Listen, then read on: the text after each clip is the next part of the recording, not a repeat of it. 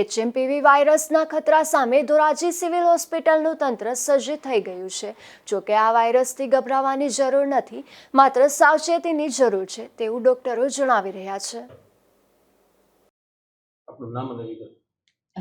મારું નામ ડૉક્ટર સિંચન તપોદન છે। હું અહીંયા સરકારી હોસ્પિટલ ધોરાજી ખાતે બાળરોગ નિષ્ણાંત તરીકેની ફરજ બજાવું છું છેલ્લા 1 વર્ષથી।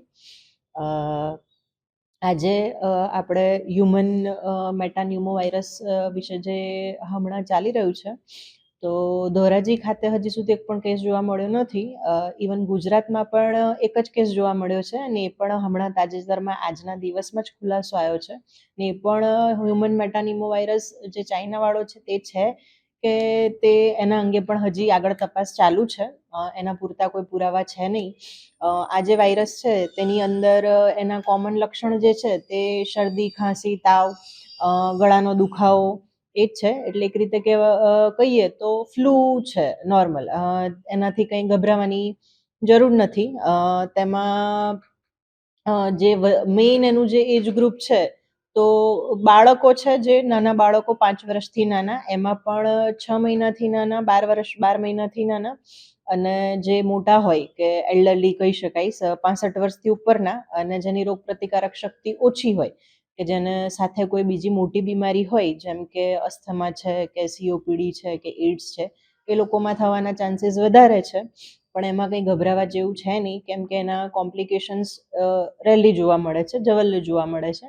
અને તેના માટે પણ દવાઓમાં જોવા જઈએ તો જે દવાઓ હોવી જોઈએ, જે શરદી, ખાંસી, તાવની જે સિમ્પટમેટિક ટ્રીટમેન્ટ કહેવાય, તે બધી હોસ્પિટલ ખાતે અવેલેબલ છે, બધી ઉપલબ્ધ છે।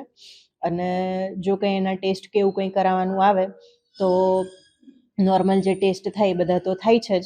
અને શું કહેશો અત્યારે બાળકોની અંદરમાં કેવા શરદી, ઉધરસ, વાયરલ કેવા રોગો જોવા મળે?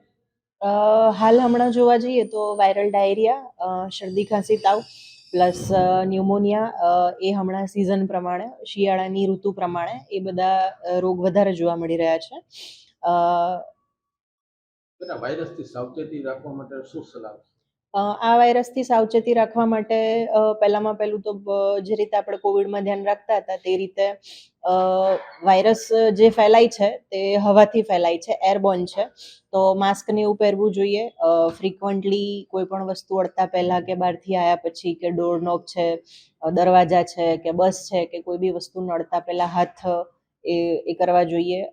એકબીજાના જે વાસણો છે, જેમ કે સેમ યુટેન્સિલ્સમાં ખાતા હોય, કે એક ચમચીમાંથી આઈસ્ક્રીમ ખાતા હોય, એવું ટાળવું જોઈએ। પ્લસ મેળાવડો જ્યાં થતો હોય, કે બહુ હક છે કે ભીટી પડતા હોઈએ, એવો જે ઇન્ટિમેટ કોન્ટેક્ટ છે એ થોડો અવોઇડ કરવો જોઈએ। જેમ કે નાનું બચ્ચું હોય તો રમાડવા માટે ઘણા બધા લોકો ટોળે વળી જતા હોય આ તે, તો એ બધું અવોઇડ કરવું જોઈએ થોડું।